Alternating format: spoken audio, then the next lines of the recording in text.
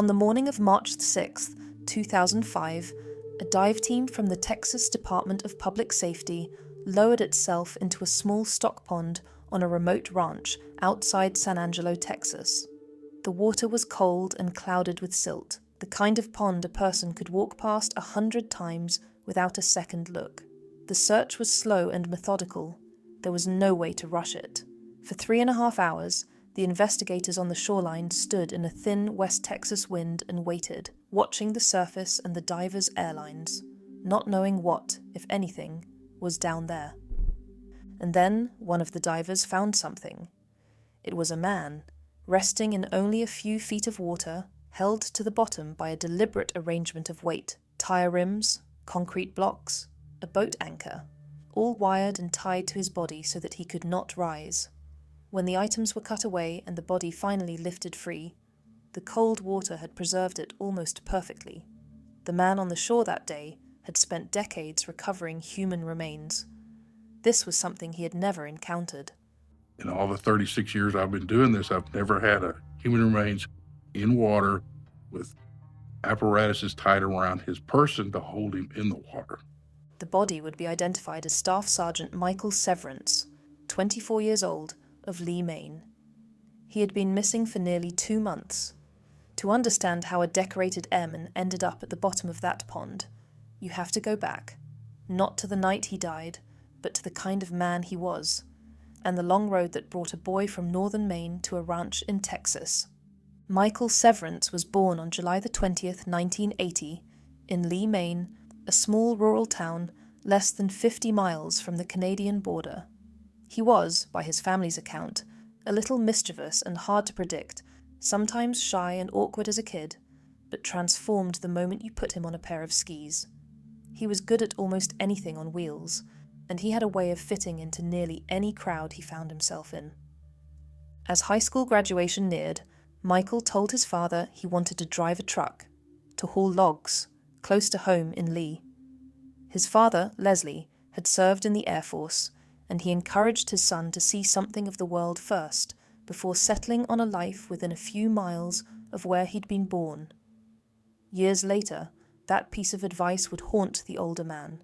He said to me one day, "Dad, I want to be a truck driver. I'm going to haul logs." And I sat him down and I said, "Michael, you only know Lee, Maine. You need to go out and see the world and then decide if you want to come home." Michael took the advice. He enlisted in the Air Force and rose quickly, becoming a crew chief on a C-130, a role that carried real pride, the kind where they paint your name on the side of the aircraft you're responsible for. For Michael, the military was a purpose and a respectable career, and it gave him something he hadn't had in Lee. The wider world his father had told him to go and find. He served multiple tours overseas, including deployments to the war in Afghanistan and the Middle East. By his early 20s, he had already deployed 5 times. After his deployments, Michael was assigned to Dyess Air Force Base near Abilene in western Texas. The Maine kid took to the Lone Star State immediately. He loved it there. He loved the nightlife, the racing, the dancing, and early on he figured out something practical about Texas social life. If you wanted to meet women, you learned to dance. So he learned. To the surprise of everyone who knew him, the quiet Yankee taught himself the Texas two-step. It was on a night out in 2003 that Michael met Wendi Mae Davidson. Wendi had grown up in a tight-knit family amid the cattle ranches of West Texas, raised on a ranch and unafraid to get down in the dirt with livestock when she had to. From an early age she had wanted to work with animals, and she had pursued it all the way through veterinary school at Texas A&M, one of the best programs in the country. She was, by all accounts, driven and outgoing, fiercely so, and she had a son already, raised largely on her own after a pregnancy during her 3rd year of school. Michael and Wendi were a study in contrasts, the outgoing Texan and the quieter, more reserved man from the Northeast. They danced together that first night, exchanged numbers, met again. The relationship moved fast. Within just a few months, Wendi was pregnant. The news came as a shock, but Michael, his family said, was genuinely excited to be a father. In September of 2004, just weeks after their son was born, the two married in a courthouse ceremony. The marriage united two people, but it did not unite two families. From early on, there was tension between Michael and the Davidsons. Wendi's relatives had deep Texas roots and a frank skepticism toward the newcomer. Part of it, those close to the family later said, was simple cultural distance. He was a Yankee from a place utterly unlike West Texas. Part of it was the fear that Michael, being military, would eventually take Wendi and the children far from San Angelo for good. Nowhere was the friction sharper than between Michael and his mother-in-law Judy Davidson, who worked as the office manager at her daughter's veterinary clinic, the same building where Michael and Wendi lived, in an apartment they had built into the back. Day to day, the household was tense, and when investigators later spoke with Judy, she made no effort to soften how she felt about her son-in-law. I don't like him, and I'm not gonna lie. I didn't like him, never did, and never will, and I hope no harm's come to him, but if I never see him again, that's fine too. It was a striking thing to say to police about a missing man, but there was no evidence connecting Judy to Michael's disappearance, and her dislike of him, however blunt, was not in itself a crime. Investigators noted it and moved on. What mattered in those first days was that the household had been under strain and that a flashpoint had come just before Michael vanished. An argument, the vet assistant later said, sparked when Michael took his infant son to Abilene to show him off to friends without telling anyone where he'd gone.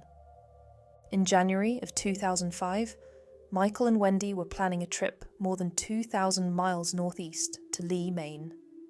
It would be the first time Michael's family met Wendi and the children in person. The Severances had bought into the excitement completely. They had a small wedding reception of their own planned. They were especially looking forward to one thing: showing Michael's older stepson Snow for the very first time. They were due to arrive on January 16th, but before the family could leave, a phone call came from Texas. It was Wendi telling Michael's family that the trip was off, that Michael was gone. He had, she said, simply taken off. The message that Wendi gave was, "We're not coming up, Mike is gone, he just took off." I said, something ain't right here, Wendi. You've got to call the police. So she called the police. To Michael's family, the story made no sense. Michael would not have disappeared without contacting someone, and critically, the things a person takes when they leave were still in the home. His family urged Wendi to report him missing, and on January 16th she did. When San Angelo police asked her to come in for a formal interview, she told them the last time she had seen her husband was the previous afternoon. She said he had been sitting on the couch in his boxer shorts when she left to run errands, and that when she came home that evening, he was simply gone. Wendi offered the police an explanation for why Michael might have left of his own accord. She told them he had become unhappy in the Air Force, that the strain of his service was weighing on him, and that he was dreading a coming redeployment overseas. He had even talked, she said, about how easy it would be for someone to slip across the border into Canada. It was a theory that, if true, pointed away from foul play and toward a man who had walked out on his own life. The early investigation belonged to local police and the Texas Rangers. They did what investigators do in a disappearance. They pulled phone records, searched the property, and tried to reconstruct the missing man's state of mind. Michael's cell records turned up calls involving another woman, briefly raising the possibility of an affair. But when investigators spoke with her, she explained she had only been an Air Force friend trying to find out what had happened to him. The affair theory was quickly ruled out. A search of the home and surrounding property in those first days turned up nothing that clearly explained where Michael had gone. There was a jurisdictional wrinkle that slowed everything down. Michael was, technically, still on scheduled military leave for several more days. As long as that was true, the Air Force's own investigators could not take the lead. That changed on January 24th, when his leave expired and he failed to report for duty. The moment that happened, Michael was no longer just a missing husband. In the eyes of the Air Force, He was absent without leave, and the case became a deserter investigation, opening the door for the Air Force Office of Special Investigations to step in with resources and authority that local police simply did not have. That distinction would prove decisive. Because Wendi had told authorities her husband might have deserted and fled, military investigators reasoned that she might know where he was, and might even be helping him hide. Acting under the looser rules that governed a military investigation, they obtained approval to place a tracking device on her vehicle. It was a step that, in an ordinary civilian case, would normally have required a judge's order. For roughly 2 weeks, the tracker quietly recorded where Wendi went, and a pattern emerged. She kept travelling out to a sprawling livestock ranch, some 20 miles outside of town, land that belonged to a friend of her family. The repeated trips drew the investigators' attention, and one detail mattered more than the rest. The precise spots she stopped at on that property sat right beside a stock pond. Around the same time, results came back from a search of the hard drive taken from the computer at Wendi's veterinary clinic. Investigators found that someone using that computer had searched for information about how a body decomposes in water. Set against the tracking data, the repeated, unexplained visits to a pond on a remote ranch, that search took on a chilling significance. On March 5th, a Texas Ranger went to Wendi's clinic to confront her with what they'd found. She was, the investigators said, oddly unsurprised. She remarked that she had expected to be asked about the search, offering an explanation that a small creek behind the clinic might account for her curiosity about water. Mid-conversation, she received a call about an injured cat and said she had to leave to handle the emergency, but she did not go to treat an animal. Shortly after the ranger left, he got word that Wendi had driven straight out to the ranch and tried to get through the gate. When she was turned away, she left. It was the first crack, the first time in the whole investigation that she appeared to panic. That same evening, at around 6:45, a call came in to the San Angelo Police Department. It was from Wendi's brother, a game warden, and his message was urgent. Investigators needed to come to the Grape Creek Cemetery. After being stopped at the ranch gate, Wendi had gathered her family there, her brother, her parents, and there, to the people closest to her, she had said something she had never said to the police. She had not killed Michael, she insisted, but she had found his body, and she had hidden it. She told them to search the pond. Her brother, faced with what his sister had just admitted, made the call to investigators rather than to a lawyer. The information was enough. Police took Wendi into custody that night. The next morning, the dive team went into the pond, and after those 3.5 hours in the cold, clouded water, they brought up the body of a man in his boxer shorts. Exactly as Wendi had described last seeing her husband, weighted to the bottom and wired in place. Years later, in an interview from prison, Wendi would describe in her own words what she said she had done with Michael's body that night. Her account is disturbing precisely because of how matter-of-fact it is. What I did was absolutely horrible, but it's the absolute truth. I rolled the body in this big cardboard box, and of course, no, I couldn't lift it into the back of the truck like my crazy mind thought. So I devised a ramp out of a couple of boards, put them on the tailgate. She described loading the body into the flatbed of a truck and driving out to the stock pond in the middle of the night, with her 2 young children, including a 4-month-old, asleep in their car seats in the same vehicle. She said the cinder blocks and fishing line she'd brought to weigh the body down weren't enough at first, that the cardboard box disintegrated the moment it hit the water, and that the body began to float. What she said she did next is the detail that lingers.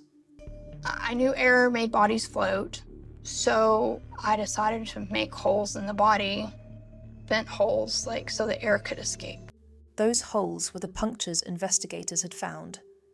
41 of them. According to the medical examiner's findings, none of the individual stab wounds would have been fatal, and they clustered in a way consistent with a single purpose. They were inflicted after Michael was already dead, not to kill him, but to keep him down. The stab wounds, then, had not killed Michael Severance. So what had? The answer came from toxicology. Michael's body carried a combination of drugs, phenobarbital and pentobarbital, barbiturates used in veterinary medicine to sedate animals and, in lethal doses, to euthanize them. There was no medical reason for those substances to be in the body of a healthy 24-year-old airman, and it did not take investigators long to recognize who, in Michael's life, had ready and lawful access to exactly those drugs. His wife was a veterinarian.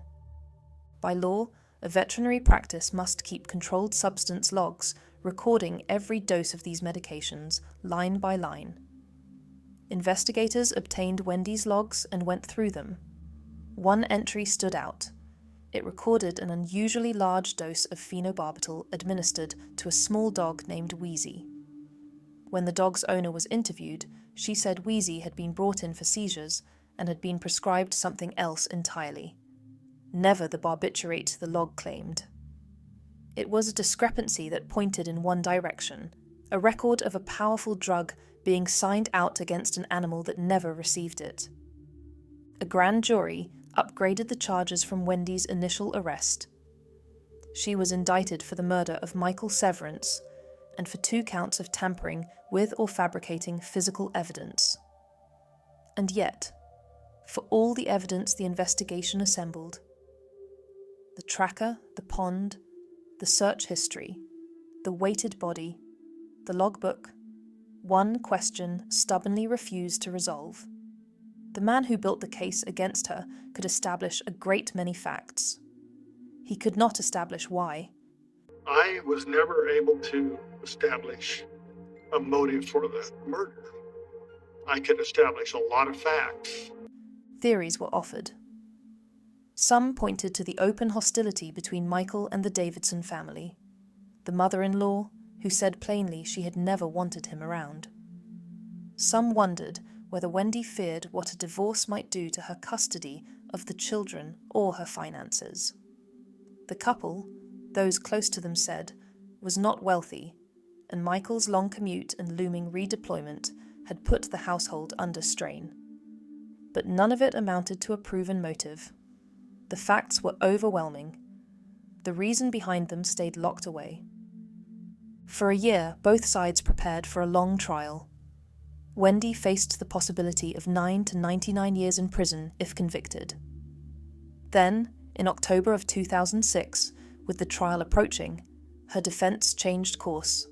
Rather than gamble on a jury, Wendi pleaded no contest, a plea that carried the legal weight of a conviction while preserving certain grounds for appeal. Under the agreement, she was sentenced to 25 years for the murder, with additional time for evidence tampering, the sentences running concurrently. Her appeal, which centered largely on the legality of the tracking device placed on her car under military authority, was ultimately unsuccessful. The courts found that because Michael was an airman who had been reported as a possible deserter, the military's involvement served a legitimate independent purpose. The conviction stood. Wendi was denied parole when she first became eligible, the board citing the brutality of the offence. What makes this case unusual is that the woman who hid her husband's body, who admits to driving it to a pond and weighting it down and puncturing it so it would sink, still maintains to this day that she did not kill him. In interviews from prison, she's insisted that someone else was responsible and asked why people don't consider that possibility. We were only married 4 months. We were happy. There was no problems.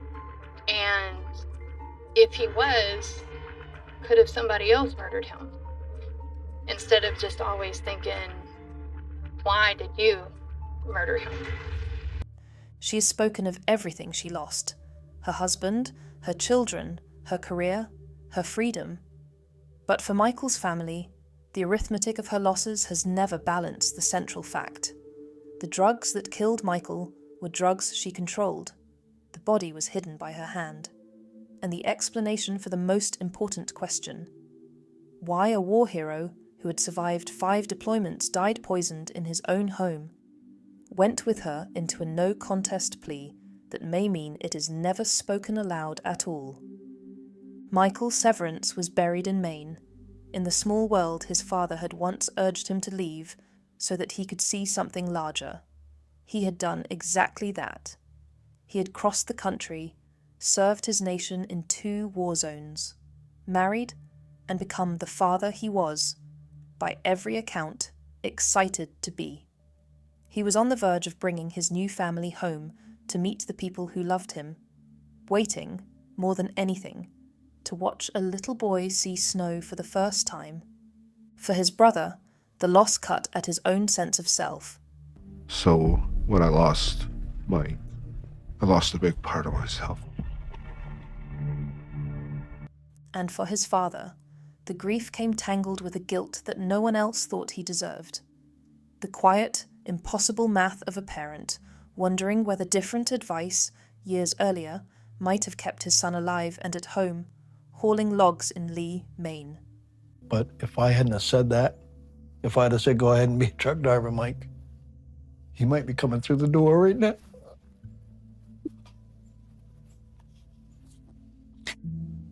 I'm sorry. It's not your fault, man. I know. But you can't always control your emotions. There was never anything to forgive.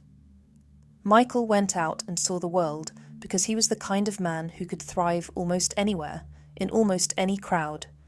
He survived the most dangerous places his country could send him. What he did not survive was his own home, and his father said it more plainly than anyone. He made it through Afghanistan, but the same evil found him in his own bed. Wendi Mae Davidson is serving her sentence in a Texas prison.